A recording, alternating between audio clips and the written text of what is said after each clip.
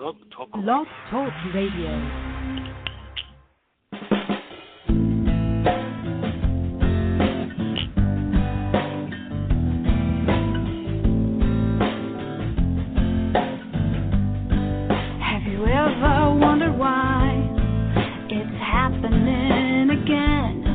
Welcome to Mindshifters Radio with your co-host, the Forgiveness Doctor, Dr. Michael Ryce, and his wife, Jeanie. Michael and Jeanie share with you the wisdom of the ancient Aramaic internal process of forgiveness. They offer tools and support 5 days a week. They will support you in building a solid foundation within yourself to live in pure love. In Aramaic, Rachma. Michael is the author of So Why Is This Happening to Me Again? For more information on Michael and Jeanie, please visit www.whyagain.com. And now your co-host, the Forgiveness Doctor, Dr. Michael and Jeanie Ryce. To the brightness within you and the truth that is rooted within me.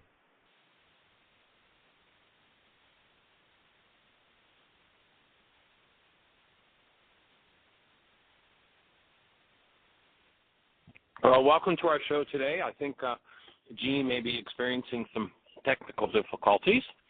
We are on the road.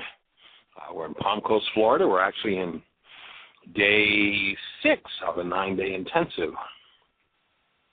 And I'm sitting on this awesome, beautiful dock overlooking the Intercoastal Waterway. We're a short walk away from the beach. And we're delighted to be here in Palm Coast, and we're delighted to be on this show to offer support to every mind, heart, and being on planet Earth in the healing of our common insanity. And our common insanity as humans is the belief that hostility and fear will get us anywhere. And it's the belief that just about governs the planet today. Totally in contradiction to the presence of human life. And we offer to you a definition of human life, and that is hold a newborn child. You know exactly what human life it is. And it is this awesome presence of love that we are. And we've been tricked by the world into an insanity that never belonged, and that was thinking that outside of us was an enemy. You know, Pogo was bright enough to go, we have met the enemy, and the enemy is us. And Pogo was absolutely telling the truth.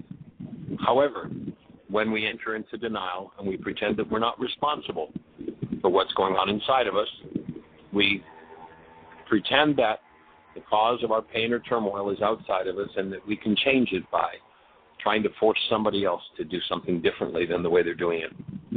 My offering is it's all a fraud.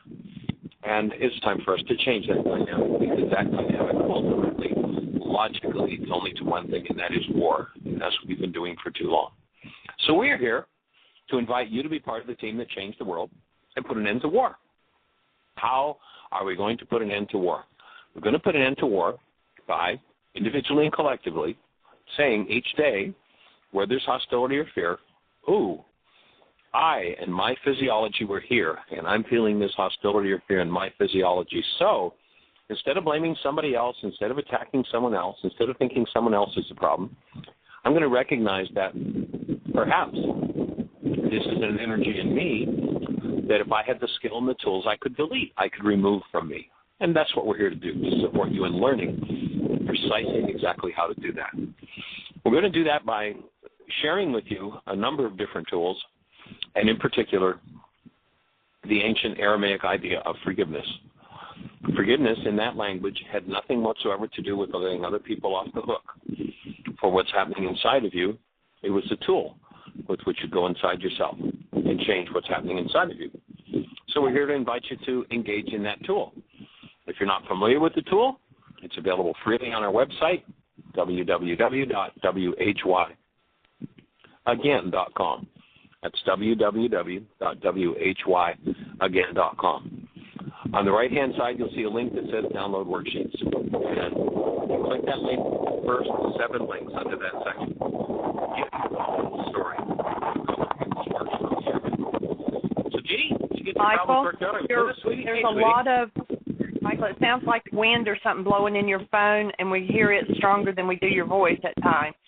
So if you can turn in another direction or something, yeah, it's real. Okay. It's almost like drums going on in the phone. That's better. Is that any better? Well, it was just right there is. Now it's back again. But Dr. Tim is with us on the phone. Hello, Dr. Tim. Welcome. Hello, Dr. Tim. Michael, it's really noisy. Hello. Okay, I'll go on mute. I'm not in a wind tunnel. I'm here in my office. Are you there, Jeanie? Yes, we can hear you great. Thank you. Good. Welcome. Happy Wednesday. Yeah, you too. We missed you a couple of days. Yeah, it's been busy. Things have been hopping around here, and I got to listen in a little bit yesterday. So how's the intensive going? Oh, it's awesome. We have 18 people here, and this is day 6, and it's rocking. We're going to breathe this afternoon. Wonderful. Yeah. Oh, they're all in for a treat. Yeah, absolutely. Yeah, you had a support group last night? We did. We had the support group last night. We had we watched the second half of Introduction to A Course in Miracles with Advanced Understanding, and then we had somebody volunteer for their first worksheet, and it was wonderful and powerful. This was somebody who was trying to work on the issue of test anxiety and how she continues a pattern of sabotaging herself when she's going for her degree. And for the umpteenth time, she's down to only about 3 courses left, and she's quit school and gone back to work. So it'll tell you how powerful. She's been struggling with this since 1970. And she's had some fabulous results with the worksheet process so far on less monumental issues, and so she volunteered to do a worksheet last night where she worked on the fear, and at first she thought it might be fear of failure, so we started that, and then halfway through the worksheet she wanted to switch over to fear of success, and I said, well, pull out another worksheet, and we'll help you get that one started, and then we'll come back and finish the first one, because we don't want to sabotage doing a worksheet on fear of failure by switching in the middle of it. And she ended up with about 5 different worksheet titles and a mind shifter statement for her to work on. And she had a very powerful insight when she asked for help to see how she was causing this fear. And she closed her eyes and said her little meditation or prayer and asked for help from Ruka. And she got an image of a time in the past when she saw the list of people who got accepted to the nursing program, and all of their grade points were listed, and they were all 4.0 or 3.9. And she'd never thought about that before, but that literally froze her in her tracks, and she said, well, I can't make it because, my grade point average is nowhere near that high. And so she had that insight, and she got a shift, and she got a handful of other worksheets to work on and a mind shifter. It was very, very nice. Very, very powerful group, as they all are in their own way. That's awesome. Yeah. Cool. Yeah, that Hydra effect is amazing, how it's like one leads to another, leads to another. We've seen that a lot here, even during the intensive. Well, and it's very helpful to have, that's why we keep talking about the need to, not the need, but the benefit of doing a support group, because if I'm doing my own worksheets, it's harder for me to see the separate issues that pop up that could, lead to different worksheets and different emotions. But if I'm doing it with a coach or in a support group, people start seeing things all over the place and say, oh, did you realize you just said this word? Or, oh, did you realize you're about to shift to a different emotion? And then you can pull out a worksheet and really start to dig into the associated issues that are all wrapped together around what I thought was a simple little issue I was going to do a worksheet on. It's very, very powerful.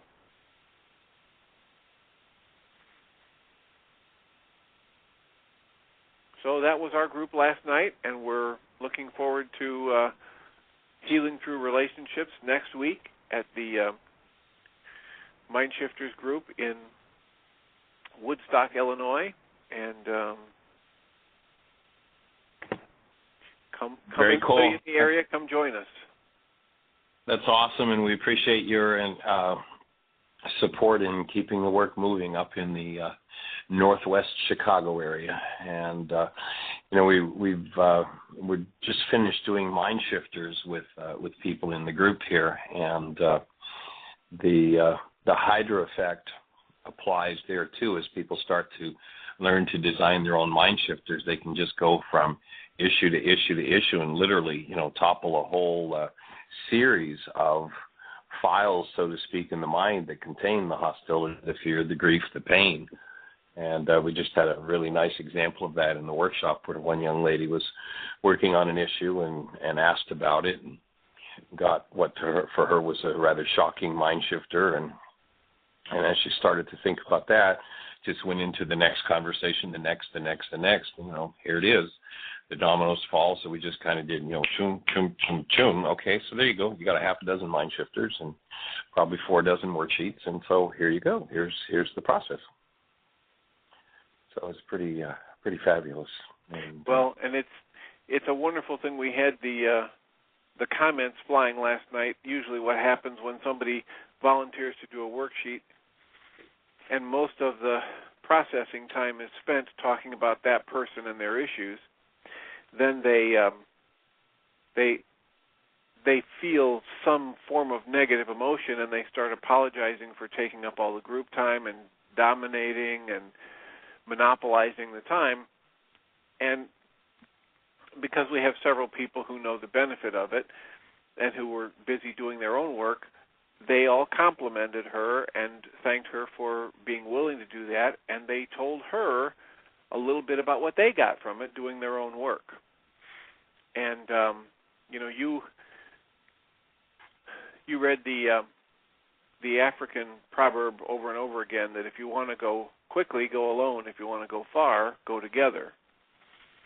And someone I have on my Facebook account just posted a story about an anthropologist who proposed a game to the kids in an African tribe. And it says he put a basket full of fruit near a tree and told the kids that whoever got there first would win the sweet fruits. When he told them to run, they all took each other's hands and they ran together. Then they sat together enjoying their treats. When he asked them why they had run like that, because one of them was clearly faster and could have had the fruits all for himself, they said, Ubuntu, U-B-U-N-T-U, meaning how can one of us be happy if all the other ones are sad?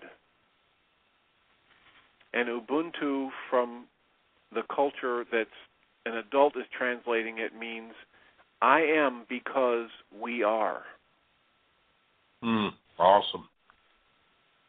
Very powerful. And we have that in our support groups every week, and we would love to support you in starting your own or come and join us in one of the existing groups. Don't you still have the list running on the website, Michael, where the support groups are listed, their locations and time? Oh, yeah. Oh, absolutely. And, there's actually a true story. There's a song written, and I forget the fellow that I know him personally, but I'm not remembering his name right now, that sings it. But it's about the Special Olympics, and where these kids get together for their Special Olympics, and of course they've all got their handicapped, and one hopeful young man falls very shortly after the starting line. It's clear he's not going to finish, and the rest go back and take his hand and carry him over the line. And they all go over together, and, our culture teaches us this competition game that's so insane and so bizarre. that we kill each other over it, instead of recognizing what those simple African children were able to recognize the truth of a human life. And it's time for us to restore that on the planet. Are you breathing? I'm breathing. I am breathing. Yes, sir. I am. But when you see human life showing up and then all the pain that happens because it isn't there, it's so bizarre that we haven't discovered it yet, that we haven't put it to work. And it speaks to me so eloquently, the fact that there's such insanity governing the world. It speaks eloquently about the intelligence and the trickery of the non-being mind, of the non-being world. And you can certainly see why in the ancient teachings they called it Satan. Of course, the Greeks externalized it and made it a creature outside ourselves, but in Aramaic, the word Satan is clearly a lowercase word. It is not a capital word. It is not the name of a person or personality or creature. And it means the resistor, one who misleads. And when we're taught to live in an insane world and the sane world shows up, most people go into resistance, and they've got the story that misleads them to, well, you know, that all sounds really good, but you know that's utopian. You can't really live that way. Well, that's why a lot of people aren't living, because we can't live that way. We've chosen not to.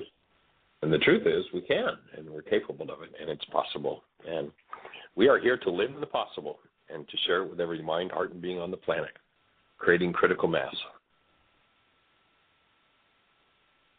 You know, that ancient teacher who gave us so much, gave us such a gift when he said a little leavening leavens the whole loaf. I think we can fairly well be assured he wasn't talking about bread. He was talking about we as humanity, and it's not going to take many. So we're delighted to be here to support you, and our great, great gratitude to everyone all around the globe that's doing support groups. Nene had a support group last night. Maybe she'll be on to, I think her support group's tonight. So might be tomorrow. We'll get some feedback from her on that. And it's just awesome to hear all over the globe how these processes are going. So it is sneaking up on the great deceiver. The critical mass is sneaking up, and there's going to be a shift. And the great deceiver isn't going to have a clue what hit it, what took it apart, and it's going to dissolve very, very rapidly, I think, in the very near future. So it's cool to be with it. Good, awesome time to be on the planet. So, Jeanie, do we have any callers? Anything happening in the chat room? We don't, but when you were talking about gratitude, I just thought we should share what we did this morning around the grapefruit tree. Everybody was. Why don't you go ahead and share it, sweetie? Everybody was told, that we had something special, an adventure for breakfast this morning, and nobody was told what it was. And so this morning, everybody was asking, do I need to put on my tennis shoes and all of this other stuff, and it was really kind of comical. And we walked out in the front yard, and first we walked down to the dock, and we talked about, being grateful and welcomed everybody, good morning and everything. And actually the Shannon, who were renting her space here, her cat came down to the dock, and it was kind of cute because it went around to every single person, 18 people, one at a time, to let them pet it. And it was like, okay, your turn. But we went up and circled around this big grapefruit tree, and each one went around telling what they were grateful for today. And then we each picked their own grapefruit and then stood out in the yard and peeled it and ate it. And it was so awesome. And it was so rich. I mean, everybody was saying that just one grapefruit. And I mean, they were big ones, but still one grapefruit. And it was so vital and everything. Everybody was full. And, I don't think there was very many that went in and ate anything else. It was just like fulfilled with that one grapefruit, and it was phenomenal. It was a good morning, good way to start.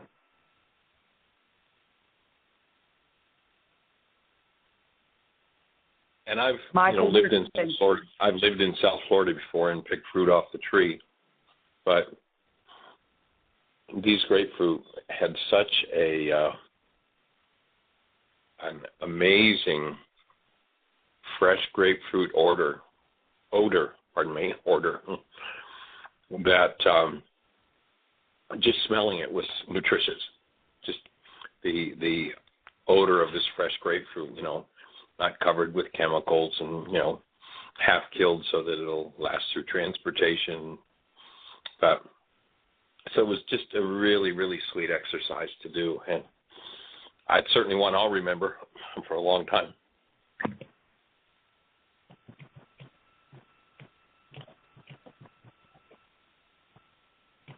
So our call-in number is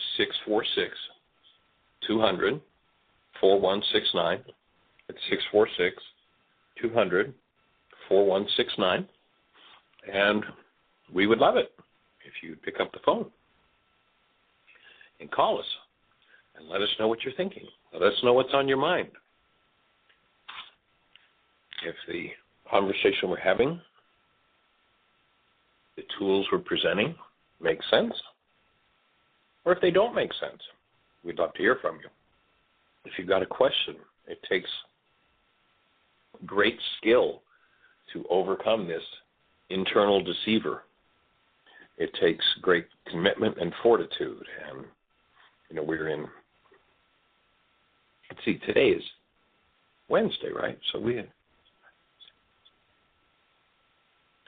in the 6th day of this intensive, and it's just so awesome to watch the walls coming down and the stuff coming up, and it's so fabulous to watch people touching into some of the deepest pain of their lives and of their bloodlines, and that the supportive space. We sat in a circle this morning, 18 people, and the supportive space as one person touching into their pain, and everybody's light just turns on them, and it's like a laser focused on them. And 2 minutes later, over this major, really people's major life stuff, they're in laughter over it. And just that quickly, when you get a group of people together who are about doing their work and willing to open and create this space of support, it's just so fabulous. That proverb that you mentioned, that I love to mention so often, from Africa: if you want to go quickly, go alone. If you want to go far, go together. And so here we are, moving in the direction of healing ourselves, each other, and the planet, and we are here to support you in the process. Our calling number is 646-200-4169. So if anybody has a thought or a question for us, we'd love to hear from you. Michael, have Renee, you...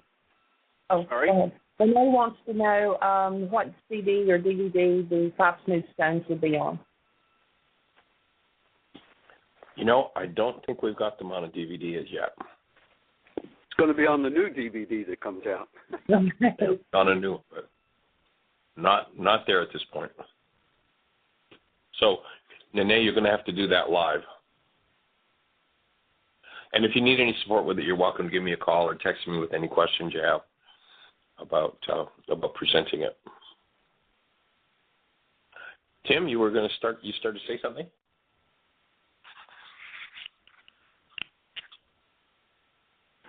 Are you there? Hello, Dr. Tim. I'm here. We got you. I had my mute button on. Have you heard of the book of The Cloud of Unknowing? I have, yes. Yeah, it's a pretty ancient text. And one of the wonderful things about it is that it's anonymous. The author worked diligently to keep his name out of it. He wrote it in about the 1400s somewhere. And it came up in Anthony DeMello's book, so I ordered a copy of it. It's quite a bit tainted by the Christian church at the time, but he clearly transcended some of those more rigid ideas and moved into contemplative spiritual practice, and then just testing it to see what worked, much as what Dale Allen Hoffman was talking about doing.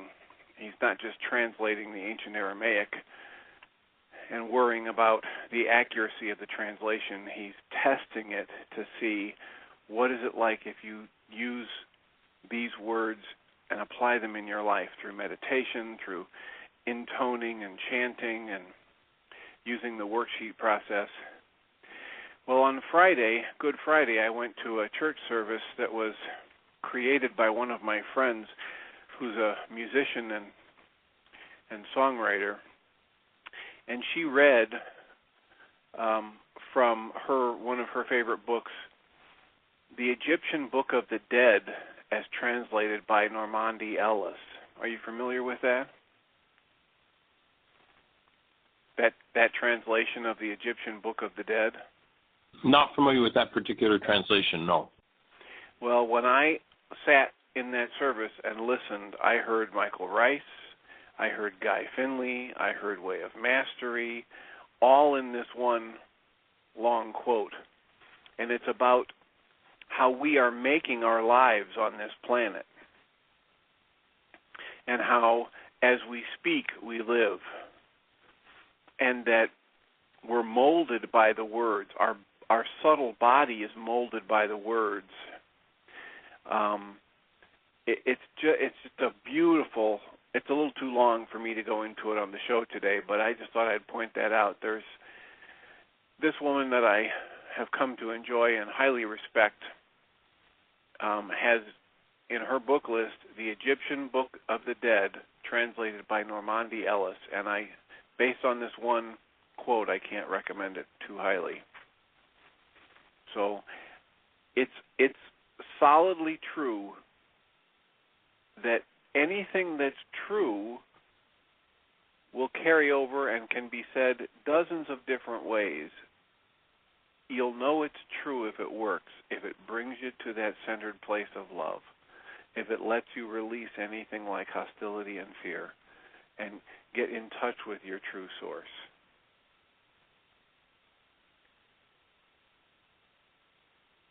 And of course, getting in touch with our true source means that we will be able to extend that space of love to everyone, not just our own tribe. Some people are really good at extending the love to their own tribe, but they're ready to kill anybody that gets in the way otherwise. And there's a quote from Einstein. Jeanie, I know your computer, maybe you'd have that quote because you shared it with me a week or two ago, that the part of it that I don't usually read in the workshop, not that it isn't powerful, but just that it's, with that quote, I'm making another point. Do you know the one I mean from Einstein? Where he talks about extending our circle of compassion to include all of life and all living creatures.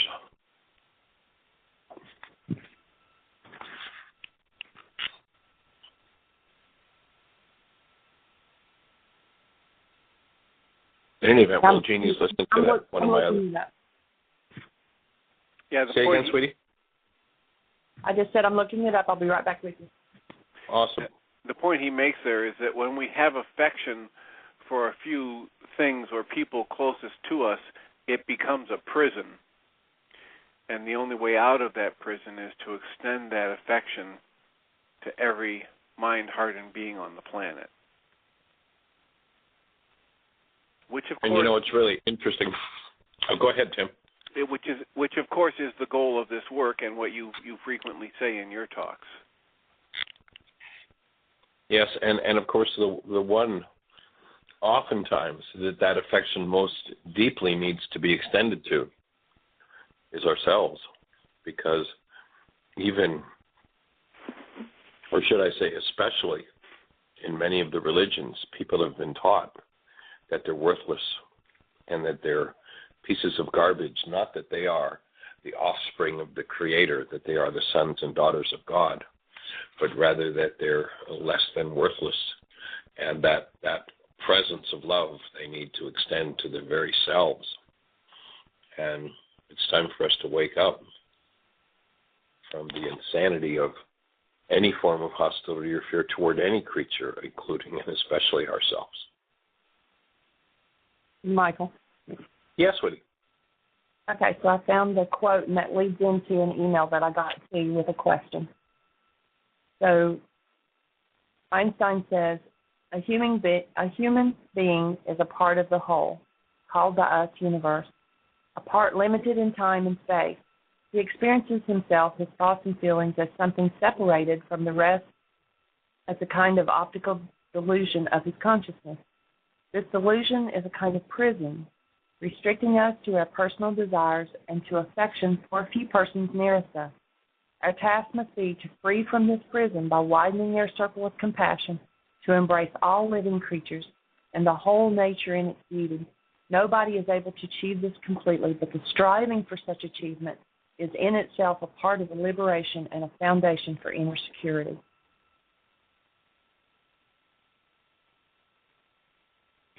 Yeah, talk about a genius mind coming up with what the solution to the game of life is, and how the mind of hostility or fear can take us in such a different and insane direction, supposedly with the same goal, but everything looked at through the fear or hostility filter leads us down a garden path.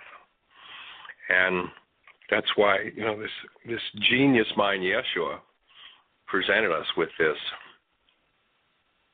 protocol that is just so awesomely powerful when you see what it really means. And what he says is, that there's a law, and law in the Aramaic has got nothing to do with the rule of a superior. There's no creator out there that's saying, and you better obey my laws or else. There's no such thing. Law is not the rule of a superior. Law happens. That's all. Law just happens. It's part of the design of the whole structure of the game. It isn't about some authority with a big stick, just like, daddy or mommy holding a stick over you trying to force you into compliance with something you don't want to do. But rather, it's simply the way that the eternal forces operate. And so when he's asked, what's the first thing to live within this law? What's the first law? What's the first step? And he says, when you think of the Creator, when you think of neighbor, you maintain a condition called Rachma, which literally is a filter in the frontal lobes of the brain that is a gateway for human life to enter into our human forms. So he says you maintain this condition of love, of Rachma. It's been translated by the Greeks as love, but it's a filter that lets the human life come through. And then he says, for upon this hangs the law and all its prophets. And you can turn to anything that has truth in it, and you can turn it into a reason to rage and do hostility and fear. Because the mind of hostility and fear sees only itself. And it sees itself projected in the pages of the law book that's about the active presence of love. And a few weeks ago I shared about the minister who contacted us to use a page from the Kabbalistic manuscript as the cover of his book. And this man had been a preacher, a kind of a hellfire and brimstone preacher for 50 years. And he'd had a nervous breakdown. And he was totally and completely incapacitated for a full year. He couldn't read a book. He couldn't pick up his Bible, his beloved Bible. He couldn't pick up. He couldn't do anything. And one day he woke up, and all of a sudden the fog was lifted, and he picked up his Bible, and he started reading. It's like, oh, my God, this is about love.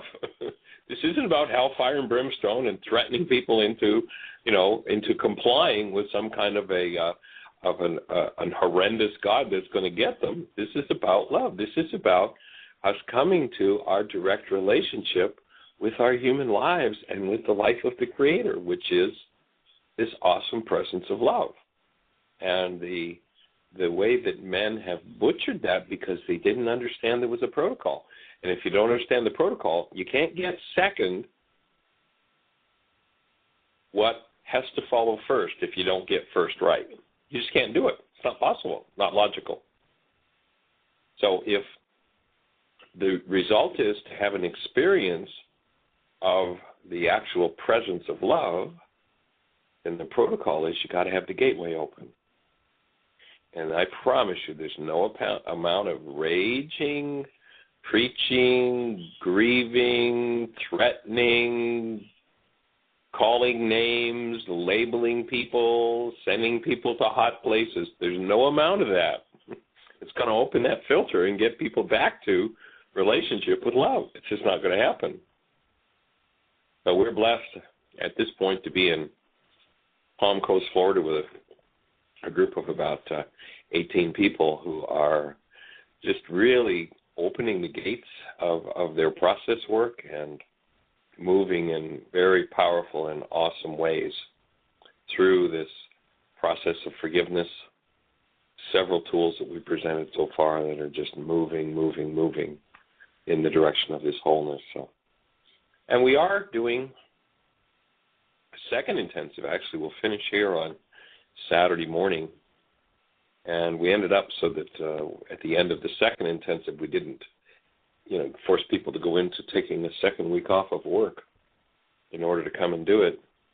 We start on Saturday night and go through the next Sunday so that people will be able to get back to work for Monday. So if you think you might be interested in taking your work to the next level, there is a possibility, if we have the interest, for a couple more people to participate in the intensive process. So we're delighted to be here with you. And Jeanie, do we have any callers or anything happening on the website? I actually have an email, and someone has a question. She's not familiar with the work at all. I told her about I sent an email back and told about the work, where she could find the worksheets and MP3s to listen to, that they'll explain how to do the worksheets. But her problem is she's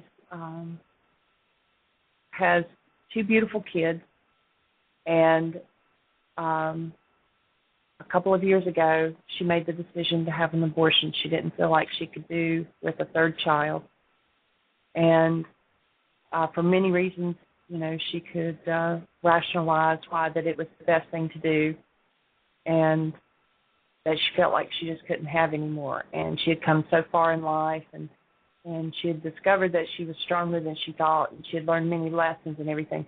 But she wants to be a light worker and a healer, but she finds an inability to forgive herself for aborting her child, and she thinks it's holding her back. And do you have any advice for her? Well, my input would be that you, in your being, as the awesome presence of love, are totally and completely innocent. And your innocence is still fully intact. And you need no forgiveness. You do not need to be forgiven. You do not need for God to forgive you. You do not need for that child to forgive you. You do not need for yourself to forgive you. Here's where forgiveness is required. We've been taught a Greek idea that forgiveness is about, I have this pain or turmoil because of something I did or someone else did, and so I'm going to forgive them or forgive myself. We're going to advise against that idea. Forget about forgiving yourself. It's not required. However, forgiveness is deeply needed. And here's what forgiveness means. Forgiveness is the tool with which you remove the guilt. You remove the pain. You remove the turmoil around this whole issue, and you clear it out of yourself. There's nobody condemning you for it but you. Was that action out of harmony with life? Yes. Was it in error? I hear you loud and clear that your conclusion is that it was an error for you. One of the games of the non-being mind, however, is to call our error a sin and make it permanent. And that's a fallacy of the non-being mind, of the hostility and fear-based mind. So have you engaged in energy? If you look at that word sin in the ancient Aramaic, the word sin means off the mark. It's an archery term. When you fired at the target, and you missed the bullseye, the scorekeeper would yell, sin, you're off the mark. So was that in error? I would agree with you. It was. And as you apply the tool of forgiveness, and to access that tool, what we suggest that you do is go to our website, www.whyagain.com, and on the right-hand side, you'll see a link, about the sixth link down, you'll see a link that says Download Worksheets. Click on that link, and there you'll find a new chapter 24 of my book, Why Is This Happening to Me Again? You'll find the actual worksheet process, and then there are several radio shows that we've done where we've guided someone through, given them specific personal instructions on how to use the worksheet process, which is the forgiveness process. So the forgiveness, as opposed to being applied to you, is applied to this pain, this turmoil, this guilt, this grief, this loss. And as you process through it, you'll be freed from it. That's called being forgiven. Somebody going, I let you off the hook, is not forgiveness.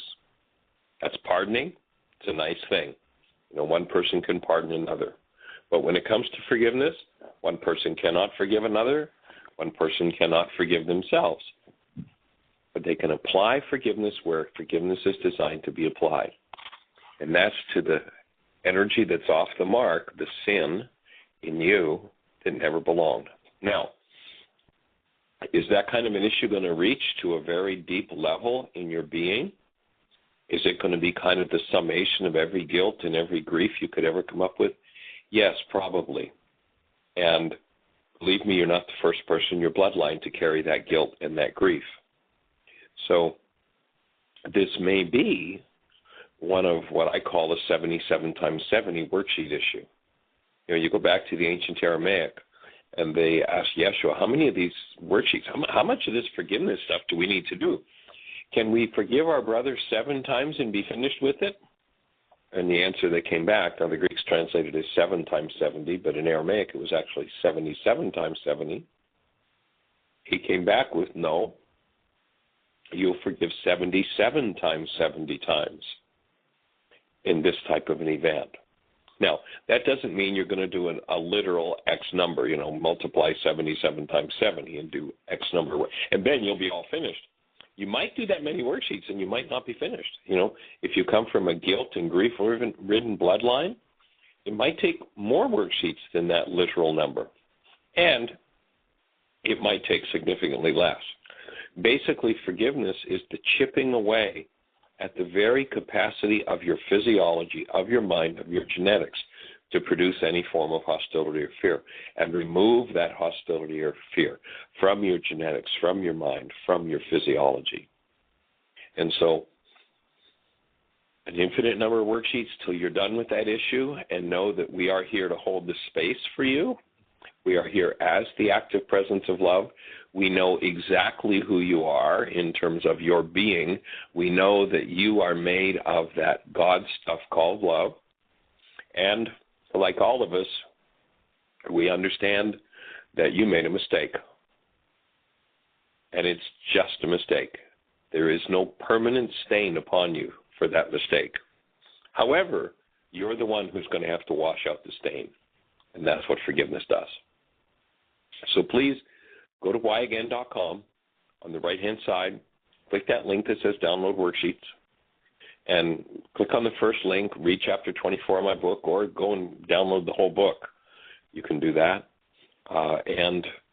Then the second link is the actual worksheet, and then there are several radio shows where, you know, there's a custom set of instructions. And as you're doing those worksheets, you are absolutely welcome. And you're welcome to call in anonymously if you'd like to, and ask questions about refining the process, or, you know, however you choose to call in. We'd be delighted to hear from you, and we are absolutely delighted to be here to support you and know exactly who you are as the awesome presence of love. And we welcome you into this space of healing, and we support you 100%.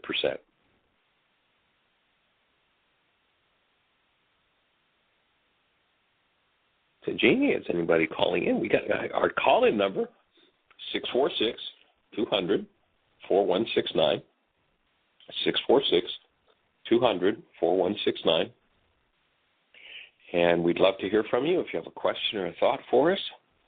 We would love to support you in the learning of these tools, in the entering into process work. And we define the word process in this work as the ability to keep love conscious, active, and present when something less than love comes up. So we're here to support you in that process of healing yourself. Go for it. Area code 702, you're on the air. 702. Who are we talking to out in area code 702? Las Vegas, Pahrump? Hi, it's Stephen and Claudia. Hey. Well, hey. Oh, we've got the whole family. Awesome. Welcome, you guys. How are you? They're doing well, thank you. Good. Very good.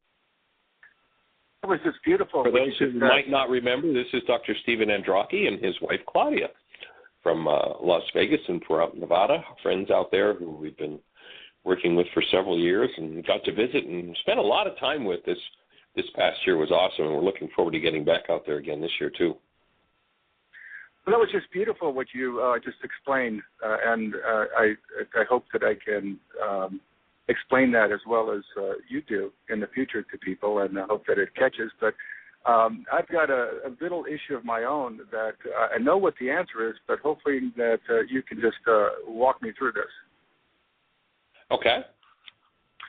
I explain the process to people on a regular basis who come in who are experiencing all sorts of symptoms and problems of anxiety, depression, upset, not sleeping, etc. And as I explain to them that they can take control of their issue, and it doesn't have to be in the form of a pill or a sedative, and that I point them into this direction as in a non-proselytizing way, simply that this is free, it's available, you can do it, we're here to support you, we have our work group available for free. And yet I understand that there's complaints by some of these people to the corporation that what I'm doing does not mesh with what they think needs to be done to and for them. Tell me, I understand that this is just part of the process and something that I need to work through, but what's your thoughts on that? Well, and in fact, just before the intermission from our intensive today, we were talking about playing John the Baptist. And, a lot of people are used to going to their doctors and saying, doctor, anesthetize me. Doctor, help me, get this out of sight. I don't want to deal with this. And so oftentimes that script, and especially if it's for a psychotropic, kind of puts a chemical straitjacket on people's feelings and their minds and their awareness, and they go, see, now things are better. I don't have to deal with this. And, of course, it's going on under the surface. And you're certainly courageous in being the person who calls people out and says, I'm actually, as opposed to supporting you just anesthetizing yourself going downhill, I'm here to support you going uphill and facing your life. And so when you ask someone to turn and face their lives, are they going to be happy campers all the time? No, they're not always going to be happy campers. In fact, I've had the opportunity on one or two occasions over the years to play John the Baptist, and it sounds like you're kind of getting to play that role as well. And, there's if you look through the Beatitudes, there's the 8th Beatitude, and the 8th Beatitude tells you how you'll be reviled if you actually teach people the truth, because most people are a whole lot more comfortable living in blockage of truth. Doc, I didn't come here for you to tell me to look at my life directly square in the face and deal with myself. I came here to get you to give me a pill so I wouldn't have to do that. What's wrong with you?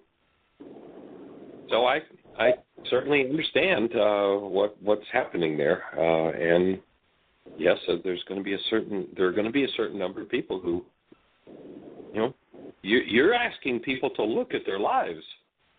The specialty of our culture. I mean, you take a look. You go in the grocery stores, and you can hardly find actual food that isn't laced with drugs: sugar, caffeine, nicotine, junk food, chemicals.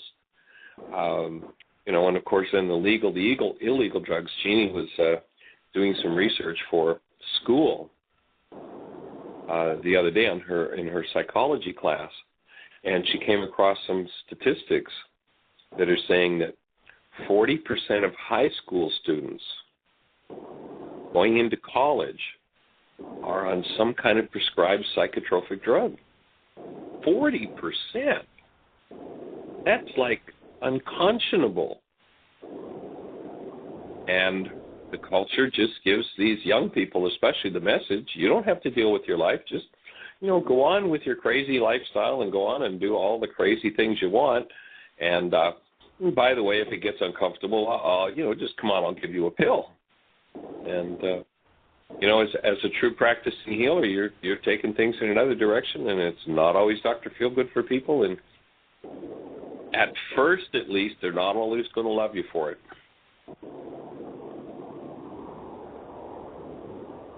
Does that make sense, Stephen?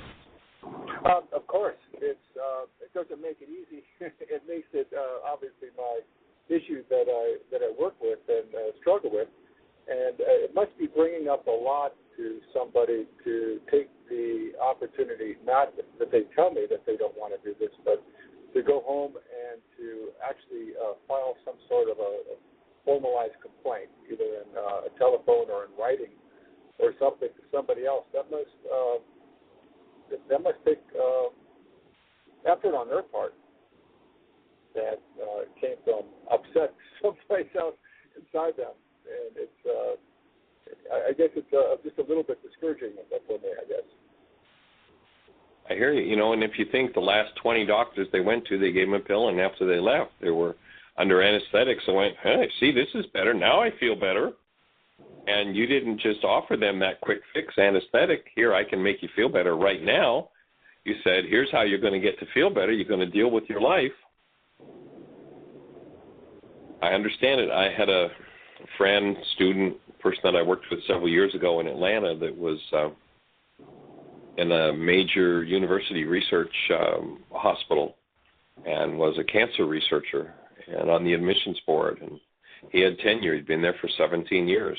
And there came a crisis point, and he's like, Michael, if I keep learning this, if I keep actually becoming a healer, I don't know if I can stay there.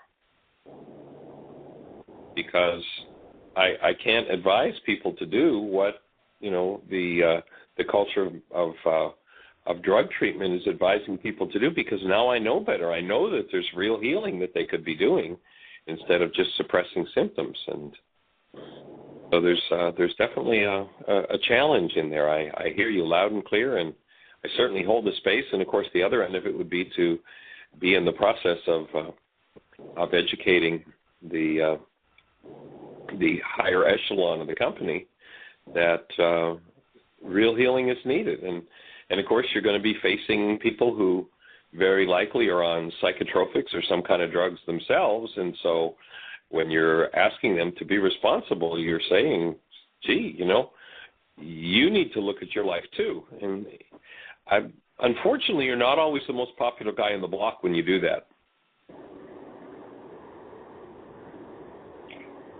I can see that, but it doesn't discourage me, I guess. It's I continue to, and I guess it's important not to judge people. I hear that over and over in your messages that you're teaching, that we don't try to withhold and say, you don't deserve this, or I'm not going to explain this to you, you're not deserving, or you're too far gone. And it'd be terrible for me to start to think that only certain people should be presented with this information. That's, I guess, a constant struggle that I face, to try and explain it to the people that need it the most, and see where it comes out. Yeah, it's. I hear you loud and clear, and just know that we're there in spirit with you, and we hold the space for the healing and the opening, that the company can say, yes, we're being true support to people, and that's what we really want to be. Michael, it's always great to listen to you. The radio program is always giving me something new to work with, and I know it's a incredible commitment commitment for you to be on the radio 5 days a week. And just to let you know that I appreciate it, and I recommend it to so many people. And it's such a wonderful opportunity to hear people's issues and to understand how it fits into their life. The issue just explained with the lady with the abortion was phenomenal, and I'm certainly going to recommend that to people who believe that their issues are more serious and nobody could possibly understand, and this is something that they can't possibly get over. And in their little minds they've created that they have the worst problem of all. And everybody has issues, everybody has problems, and we're the only one who can take care of it. But that was very nice how you explained it. Thank you very much for what you and Jeanie are doing, and we're doing our part. Our next work group is next Thursday, and we're going to hope that we can continue to explain things to people that they've probably never heard before. And it's been wonderful to continue working and always listening to you. Awesome. Well, thank you, and we appreciate you for carrying on with the work with people and the awesome caring and love and concern that you have for people is admirable. And we appreciate you and Claudia. And tell her we said hello and we send our blessings. And we'll look forward to, once we kind of get organized as to how our next tour is going to happen, we'll be in touch and set our dates to be back out in that direction. Oh, well, we'll do. I'm right here listening along with him. We're heading into Las Vegas, so this is our time to share some thoughts as we're listening to your radio show, and we've always appreciated it. So we downloaded them into our phones, and we got to listen to the worksheets that you guide people through, and it's been really helpful for us. So it's been great. It's awesome, and we can't wait to see you guys again, and hopefully we'll be soon. Fabulous, and we acknowledge you guys. We when we connected there a few weeks ago, accidentally, on Facebook, it was kind of fun to go through and see the pictures of the farm and what y'all are doing. It's pretty cool, and these folks have a home.